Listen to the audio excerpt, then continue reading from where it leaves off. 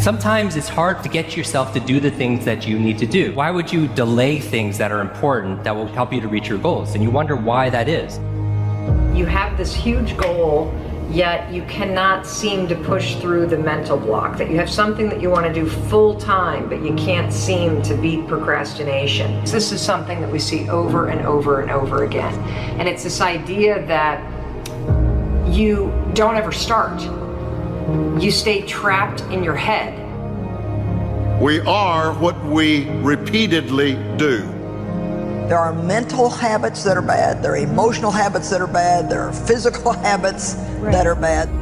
The worst habit, and you're gonna hate me for saying this, the first hour of the day is touching your phone. It's the worst thing you can do because you have that addiction to it. And I'll tell you the reason why you don't want to do it. When you wake up, talking about brainwave states, we're talking about superhero states, your brain cycles through different brainwaves. Beta is when you're most awake. You're in beta, most of you right now. Delta is when you're asleep. In between theta and beta, when you're most awake, is a state called alpha. Right? It's a state you go in when you meditate.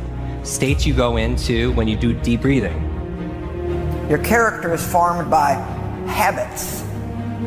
And habits are formed by discipline or the lack of discipline.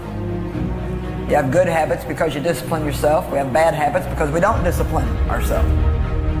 So that discipline becomes habits, and those habits become our character. I've never really viewed myself as particularly talented. I've viewed myself as, slightly above average in talent.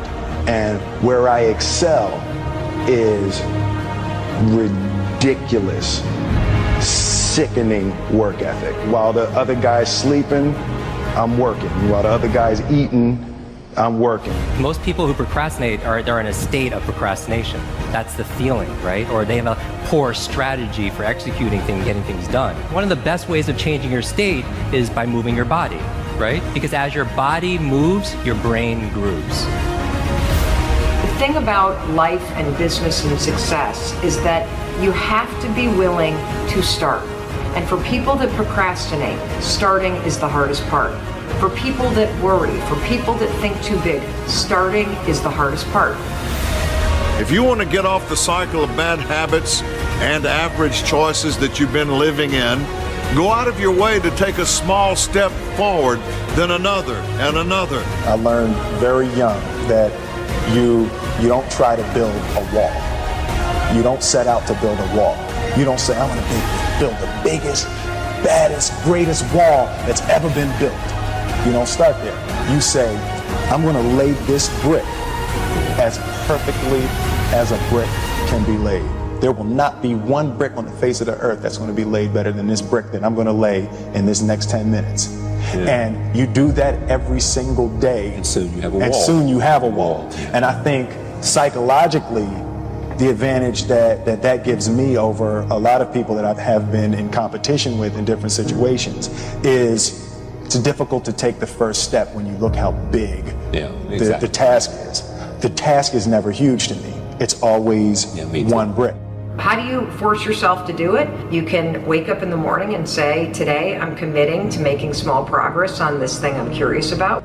I believe there's a success formula, and it takes two parts. It takes first showing up. 50% of success is just showing up. I think in life, you want to show up for your health, show up for your relationships, show up for your career, show up for your service. But just showing up, is that just going to get the job done? No, you have to play full out. Why you're doing the things that you're doing. Why do you have the bad habits that you have? Like when you find yourself at the same point over and over and saying, oh, this is like Groundhog Day. Why is it that I just keep landing in the same spot over and over? Well, you have to look at it and say, what are the things leading up to that? What are the decisions I'm making? What are the habits I'm doing? Why am I doing the things that I'm doing?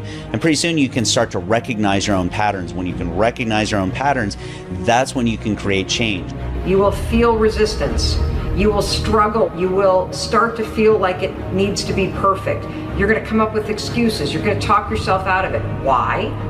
Well, because you're used to thinking, and now you're asking yourself to do.